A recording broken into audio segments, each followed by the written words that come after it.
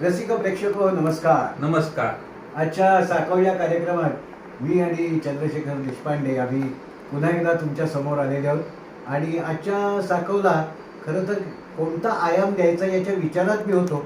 पण कार्यक्रम सुरू करण्यापूर्वी मला सगळ्यांना जसं सांगायचं आहे की ज्या 2 आत्तापर्यंतच्या कार्यक्रमांना तुमचा प्रतिसाद आम्हाला मिळाला आहे तो आमचा उत्साह वाढवणारा आहे. फक्त एक काम करायचं, सबस्क्राईब करायचं आणि मुख्य म्हणजे पसंतीचं बटन म्हणजे बेल दाबायची. आमचे जेवढे प्रेक्षक वाढतील तेवढं आम्हाला जास्त समाधान मिळेल आणि प्रेक्षकांनी जास्त समाधान देण्याचा आमचा सातत्यानं प्रयत्न राहणार आहे. मला असं म्हणायचं आहे देशपांडे सर की आपण 2 कार्यक्रम आजपर्यंत या लोकांशी बोलत हो, आहोत. 2 कार्यक्रम झाले आपले आणि दोन्ही कार्यक्रमाला प्रतिसाद चांगला मिळाला. मुख्यतः पहिला जो कार्यक्रम हो. होता त्याला अतिशय चांगल्या प्रतिक्रिया आल्या आहेत. वा. तर या सर्वच मंडळींचे आपण आभार मानूयात आणि असेच आपल्याला सुहृद मित्र जेव्हा भेटत जातात हो त्यावेळेला आपल्याला आपल्या कामाचा हुरूप वाढतो. हो, तुम्हाला नको, मला माझ्या मित्रांनी हा. अतिशय सुरेख प्रतिसाद दिला आहे बरं. आणि माझ्याबरोबर 2 मित्र मी घेऊन आलोय. मग आत आणा ना त्यांना. आज कशाला इथंच आहेत, हे घ्या. माझे हे 2 मित्र. अरे वा. Life changing secrets. बर. आणि power Robert Greene. 48 laws of power. होय, याचा नंतर आपण एंडला बोलू. बरोबर आहे. मग तुम्ही अतिशय योग्य विषय काढलात देशपांडे. हो. पुस्तकं हे आपले गुरुही असतात आणि मित्रही असतात. बरोबर. आपल्या संकट प्रसंगी किंवा आपण नेहमी म्हणतो की असा एक खांदा आपल्याला हवा की ज्याच्या खांद्यावर आपल्याला डोकं टेकून रडता यावं, ज्याचा खांदा आपल्याला आधारासाठी उपयोगी पडावा आणि ज्याचा खांदा त्याच्यावर हात ठेवून आपण वाटचाल सुद्धा करू शकू. मित्र म्हणून पुस्तकं या तिन्ही कॅटेगरीत बसतात. हो, आणि मुख्य म्हणजे पुस्तकं हे तुमच्या बरोबर सतत असतात. खरं. आपण पीडीएफचं बोलत नाही होय. आहोत. व्यवस्थित रेग्युलर कन्व्हेन्शनल पुस्तकं होय. ही सतत आपल्या बरोबर असतात. अगदी रात्री 12 वाजता सुद्धा मदत करतात. असतातच. म्हणजे माझ्या सुद्धा उशाशी एक पुस्तक कायम हो. असतं. झोप येण्याची झाली किंवा मोडली मध्येच तर पुन्हा झोप येण्यासाठी सुद्धा मला गोळी म्हणून पुस्तकच उपयोगी पडतं. एक 15-20 मिनिटं वाचल्यानंतर आपण त्या पुस्तकाच्या शब्दांच्या कुशीत झोपून जातो पुन्हा. आणि माझा अनुभव तुम्हाला असं सांगतो की प्रवास जेव्हा आपले लांबचे असतात, कारण तुम्ही खूप फिरलायत, मी खूप फिरलोय आणि बहुतेक वेळा प्रवास आपण व्यवसायासाठी कामासाठी केलेले आहेत, त्यामुळे फॅमिली नसते बरोबर. मग आपण एकटे असताना आपल्याबरोबर कोण असतं तर पुस्तकं असतात. आणि मुख्य म्हणजे मी इंग्लिश पुस्तकं का वाचतो त्याचं साधं कारण आहे, शेजारचा त्यात डोकं घालू शकत नाही. याच्यावरती आपण नंतर बोलू. दुसऱ्यांनी आपल्याला केलेली मदत पुस्तकाची. हा त्यातला म्हणजे कोणापासून चेहरा लपवायचा प्रश्न नाही. पण मी समजा एखादं सुहास शिरवळकरांचं पुस्तक घेऊन बसलो तर शेजारचा त्याच्यात डोकं घालतो, तो कुठनंही वाचायला सुरुवात करतो कारण त्यांनी केव्हा तरी ते वाचलेलं असतं आणि तो त्याच्यावर चर्चा सुरू होते. हो, सुहास शिरवळकर काय लेखक आहेत? अरे बाबा, मला माझी वाचनाची प्रायव्हसी राहू दे ना. म्हणून मी खरं इंग्लिश पुस्तकं प्रवासात जवळ ठेवतो. आता मी जी पुस्तकं जी आणलेली हा, बोला आहे ना. ती पुस्तकं माझ्या दृष्टिकोनातून लाईफ चेंजिंग आहे. बरं. साधारणपणे आपले मित्र किंवा घरचे नातेवाईक लोक, जवळचे लोक साथ देतात पण स्पष्ट वक्ते नसतात. आणि मुख्य म्हणजे पाहिजे तेवढे ज्ञानी किंवा आपण व्हर्सटाईल म्हणू असं असत नाही. आता याच्यामध्ये पुस्तक आहे थिंक अँड ग्रो रिच. हे साधारणपणे 125 वर्षापूर्वी लिहिलं गेलेलं पुस्तक आहे. तर ते पुस्तक जेव्हा लिहिलं गेलं तेव्हा त्या लेखकांनी त्या पुस्तकावरती लिहिण्याच्या आधी काही वर्ष अभ्यास केला, सगळ्या यशस्वी लोकांचे नियम शोधून काढले आणि त्याच्यातून ते पुस्तक लिहिलं आणि ते पुस्तक नियम वापरले मी. मला माझ्या चुका लक्षात आल्या.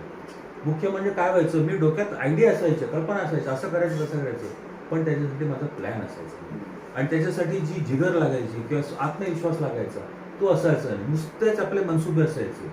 नंतर ज्या दिशा लक्षात आलं माझ्या की मला एक ठराविक दिशा घ्यायला लागेल आणि होईलच म्हणून करायला पाहिजे किंवा काही तंत्र त्यासाठी आत्मसात करायला पाहिजे, त्या क्षणापासून माझी खरी प्रगती सुरू झाली. वा. नाही, पुस्तकं ही या दृष्टीने खऱ्या अर्थानं आपली मार्गदर्शक ठरतात. कारण या पुस्तकांमधनं आपल्याला जे ज्ञान मिळतं ना ते आयुष्याच्या शाळेमध्ये मिळतं तसंच मिळतं. हो. आपल्या शाळेमध्ये आपल्याला पुस्तकी ज्ञान जे म्हणतो ते सगळं मिळतं, विज्ञान, गणित वगैरे. बरोबर. पण व्यवहारात कसं आपल्याला वावरायला हवं याच्याबद्दलची माहिती आपल्याला पुस्तकांमधनं होत जाते. आणि मला असं वाटतं की दरवेळेला काही आम्ही त्याच्यासाठी कुठलं तात्विक पुस्तक हवं असं नाही. एखाद्या चांगल्या लेखकाच्या चांगल्या कादंबरीतनं सुद्धा दिशा मिळून जाते, एखाद्या कथेतनंही मार्ग सापडून जातो, एखाद्या कवितेतनंही एक वेगळा दृष्टांत आपल्या समोर येतो, दृष्टिकोन आपल्या समोर येतो.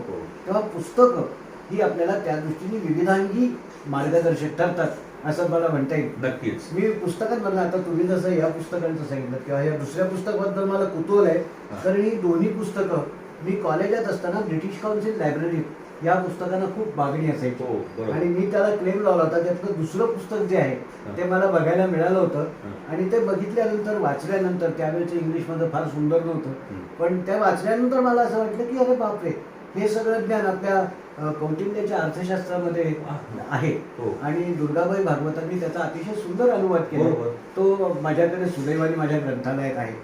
पण मला असं वाटतं की ग्रंथ वाचताना किंवा पुस्तकं वाचताना सुद्धा चोखंदळपणानं वाचणं, बरोबर. अभ्यासूपणानं वाचणं. कारण इथं दिशाहीन वागणं, होय. दिशाहीन वागणं आणि दिशाहीन वाचन होय. दोन्ही सारखीच. बरोबर. तर ज्या वेळेला स्वामी कादंबरी ही 3 रुपयात देशमुख प्रकाशनाने काढलेली होती, त्यावेळेला महाविद्यालय आणि शाळा अशा मधल्या वयात आम्ही होतो आणि आमचा एक वाचनवेडा ग्रुप होता आणि आम्ही त्याला सणकी म्हणायचो एकमेकांना. सणके कुठली पुस्तक आलं, मग ती गुरुनाथ नायकांची कादंबरी असो नाहीतर रणजित देसाईंची कादंबरी असो, आपल्याला ती वाचायला पाहिजे.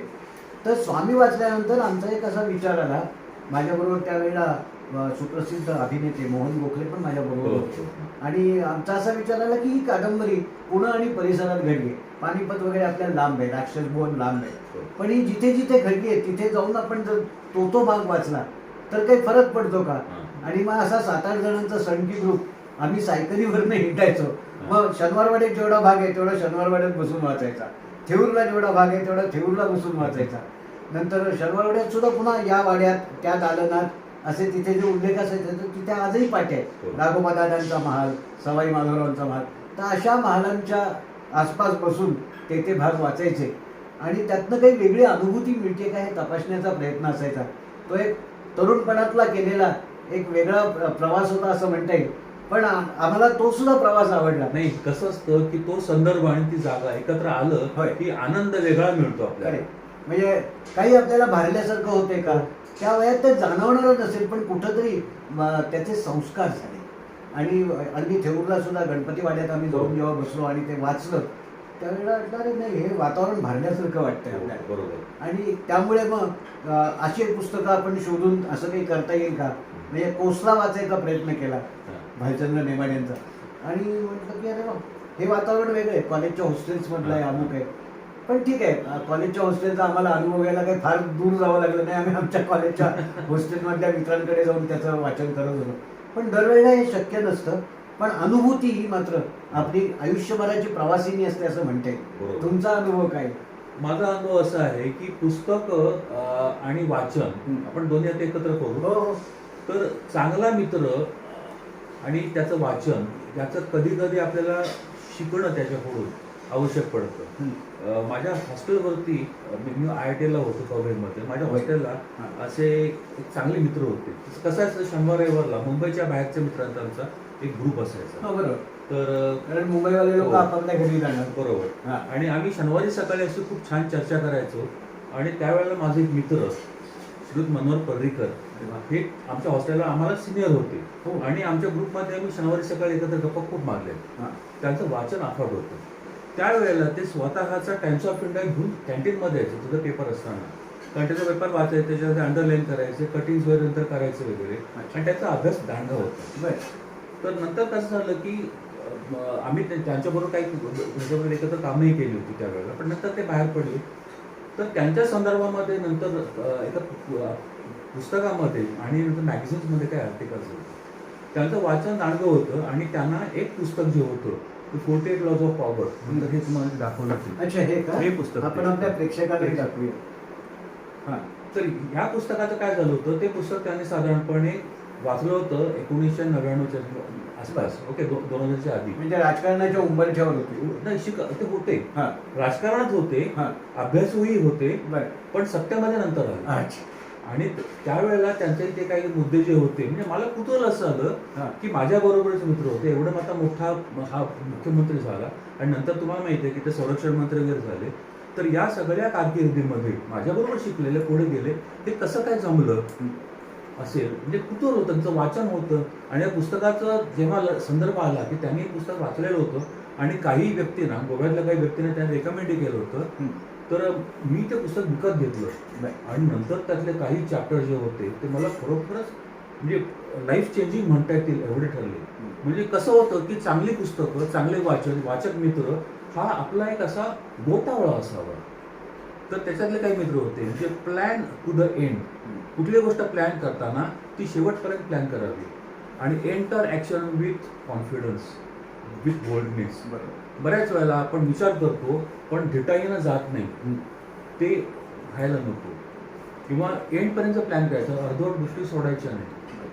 हे जे गोष्टी आहेत अशा काही त्याच्यामध्ये आपण खूप शिकतो. नंतर लक्षात येतं की आपण कुठं कमी पडतो ते कळतं. हे कधी कळतं की जेव्हा काही यशस्वी आणि काही चांगल्या गोष्टींचा आपण अभ्यास करतो, त्यांच्याशी जेव्हा आपण शिकतो त्यांच्याकडून, तेव्हाच आपण पुढे जाऊ शकतो. या संदर्भात मला असं बोलायला आवडेल की अलीकडच्या काळात मुलांना वाचनाची आवड राहिलेलीच नाही. कमी आली आहे. टीव्ही आणि ऑडिओ व्हिज्युअल मीडिया आणि दिवसभर एकतर नेट समोर बसायचं, मग नेटवरनंच एखादं पुस्तक डाउनलोड करायचं. तर PDF वरनं मिळणारी पुस्तकं ही पुस्तक वाचण्याचं समाधान देत नाही. आणि तो आता तुम्ही जे सांगितलं त्यातला एक आणखीन एक किस्सा असा आहे की तुम्हाला स्वामी स्वरूपानंद माहिती असतो. तर स्वामी स्वरूपानंदांचे एक शिष्य होते, त्यांच्यापेक्षा वयानं मोठे होते आणि अखंड सेवेत होते, म्हणजे सतत मित्रासारखे बरोबर होते. पण त्यांना नंतर एकदा आजार झाला होता आणि त्याने विचारलं मी काय करू. तर त्याने सांगितलं तू ज्ञानेश्वरीचा 9वा अध्याय वाच. ओके.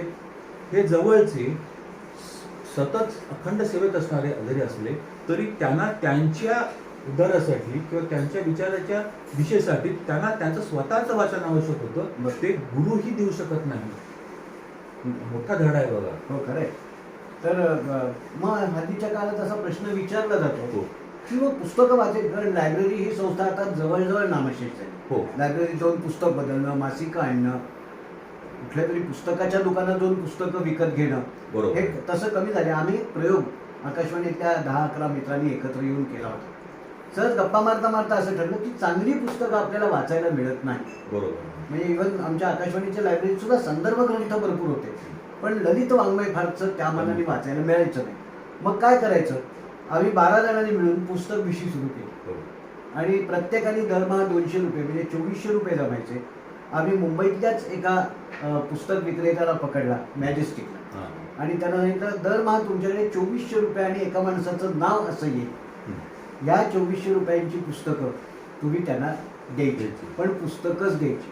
त्याच्यावर त्यांनी एक आम्हाला अशी ही सुचव, अनिल कोठावळे म्हणून मालक होते मॅजेस्टिक बुक सर्व्हिसेसचे. तर त्यांनी असं सुचवलं की मी तुम्हाला 2400 रुपयाची पुस्तकं देणार, पण मी तुम्हाला काही टक्केवारीने म्हणजे 25% सवलतीने देणार. म्हणजे पुन्हा त्याचे पैसे काही वाचतात, मग तेवढ्या पैशाची पुस्तकं मी त्याला देऊ का काय करू. त्याच्यावर मग आम्ही त्याला आणखी एक सांगितलं की एक काम करा, हे दरमहाचे पैसे तुम्ही बाजूला ठेवा 25%. जेव्हा शेवटचा माणूस तुमच्याकडनं पुस्तक घेईल त्याच्या पुढच्या 13व्या महिन्याला ते सगळे इक्वली जेवढे होतील 25% ते डिस्ट्रीब्यूट करून त्याची पण पुस्तकच घेऊ. वर्षभर हा उपक्रम चालला. अनेकांकडे चांगली चांगली पुस्तकं गेली. पुढे मग कोणाच्या बदल्या झाल्या, कोणाचा त्यातला इंटरेस्ट कमी झाला किंवा आणखी काही खर्चाचे मार्ग आले, त्यामुळे तो पुस्तक प्रपंच किंवा भिशी प्रपंच आम्हाला बाजूला ठेवावा लागला. चांगला उपक्रम कधी नेहमी लवकर बंद होतो. आणि म्हणून मग असं मी जिथे जिथे भाषणांना गेलो, सूत्रसंचालनाला गेलो, आणि जेव्हा जेव्हा शक्य होतं त्यावेळेला सगळीकडे असं प्रमोट केलं की तुम्ही पुस्तकांची भिशी सुरू करा. याच पद्धतीवर आणखी एक उपक्रम नाशिकच्या रानडे नावाच्या ग्रस्तांनी सुरू केलाय, ग्रंथ तुमच्या दारी. आता आपल्यासारखी सोसायटी आहे, या सोसायटीमध्ये एक ग्रंथपेटी येते, त्याच्यासाठी कुठलेही पैसे द्यावे लागत नाही. त्या पेटीमध्ये साधारण 250 पुस्तकं असतात. 3 महिने ती पेटी तुमच्याकडे राहते. तुमच्या सोसायटीतल्या लोकांनी ती पुस्तकं वाचावीत, परत करावीत. हरवलं तर पुस्तकाची किंमत द्यायची, पुस्तक बदलून द्यायचं नाही. असा त्याचा सोपा आहे. बाकी कुठलंही त्याला फीची याची होत नाही. 3 महिन्यांनी दुसरी पेटी तुमच्याकडे येते की दुसरीकडे जाते. तर हे चक्र आज जवळजवळ त्यांचे संपूर्ण भारत आणि जगभर मिळून 6000 ग्रंथपेट्या अशा फिरते. तर लोकांमध्ये वाचनाची आवड वाढावी, चांगली पुस्तकं त्यांना वाचायला मिळावी, म्हणून असे उपक्रम हे राबायला हवेत. तर याच्यातनं आपल्याला जे मार्गदर्शन मिळतं ते जास्त महत्वाचं आहे. बरोबर. तुमचं या क्षेत्रातला अनुभव आणखी काय नाही, वाचन हे दिशादर्शक ठरतं. टेक्निकल मध्ये तर आहेच आहे आणि अखंड वाचन लागतं. आणि वाचनाची दिशा ही मुख्यपणे कशी असावी, स्वतःमध्ये काही ना काहीतरी बदल म्हणजे सुधारणा करत जावी. ज्या आपल्या चुका आहेत त्या चुका सुधारत जाव्या त्याच्यासाठी. असं ते पुस्तक मला मिळालं होतं, आर्ट ऑफ वॉर्सचं. तर आयुष्यात एक वेळ अशी आली होती की माझी सगळी त्यावेळची असलेली तंत्र ही कमी पडायला लागली होती. आणि त्याच्यामध्ये मला नंतर असं लक्षात आलं की त्यातली काही तंत्र अभ्यास केल्यानंतर माझ्या असं लक्षात आलं की माझ्या सुधारणा होते, माझी नेमकी चूक कळली. अशी नेमकी चूक सांगणं आणि मिळणं अवघड असतं. आपण या विषयावरती नंतर एकदा बोलू सविस्तर. हो चालेल ना, कारण हा खरं बुद्धिबळ युद्ध यासारखे विषय आहेत हे स्वतंत्रपणानं बोलण्यासारखेच आहेत. कारण ही अशी युद्ध जी असतात वैचारिक युद्ध ती बुद्धिबळाच्या पटावर आणि वैचारिक पातळीवरच सोडवावी लागतात. पण वाचनानं माणूस समृद्ध होतो, तो स्वतःमध्ये स्वतःला शोधायचा प्रयत्न करायला लागतो. ओशोंनी त्यांच्या एका भाषणात असं सांगितलं होतं की तुला समृद्ध व्हायचं असेल, तुला विकास करून घ्यायचा असेल, सेल्फ डेव्हलपमेंट करून घ्यायची असेल, तर तू स्वतःला आतमध्ये डोकावून बघ आणि त्यातनं तुला सुधारण्याची दिशा सापडते. बाकी सगळ्यासाठी गुरु हा मार्गदर्शक असतो, पण तुझी सुधारण्याची दिशा तू आतमध्ये डोकावून बघितल्यावरच सापडेल आणि मग तुला ग्रंथ मार्गदर्शन करू शकतो. आणि आपल्या आतमध्ये डोकावण्यासाठी मला वाटतं पुस्तक हे अतिशय सुरेख मित्र आहे. बरोबर. म्हणजे तुम्ही ज्ञानेश्वरीचं उदाहरण दिलं, गाथा आहे, मनाचे श्लोक आहेत. म्हणजे सगळ्या वयस्कर लोकांनीच वाचायचे ते ग्रंथ नाहीयेत. खरं मनाचे श्लोक किंवा दासबोध सारखा ग्रंथ हा व्यवसायात असलेल्या लोकांना सुद्धा उपयोगी पडणारे तत्व सांगणारा ग्रंथ आहे, असं माझं स्वतःचं मत आहे. कारण त्याच्यात व्यावहारिक सूत्र खूप छान सांगितले सोप्या भाषेत. ज्ञानेश्वरी पण मनाच्या संतुलित ह्याच्याबद्दल संतुलनाबद्दल बोलते आणि ते कोणत्याही वयाला आपल्याला उपयोगी पडू शकतो. त्यामुळे रिटायर्ड माणसांनीच वाचायचे ग्रंथ आहे तसं नाहीये. उलट मनाचे श्लोक हे शाळेपासूनच शिकवले जावे. किंवा मराठी गीता आहे. जसं मी शाळांमध्ये जर भाषणाला वगैरे गेलो तर तिथल्या मुलांना एक प्रश्न नेहमी विचारतो, तुमच्यापैकी किती जणांनी श्यामची आई वाचले? बरोबर. आणि बहुतेक मुलांनी वाचलेलं नसतं, कारण त्यांच्या पालकांनी ते त्यांच्यापर्यंत येऊनच दिलेलं नसतं.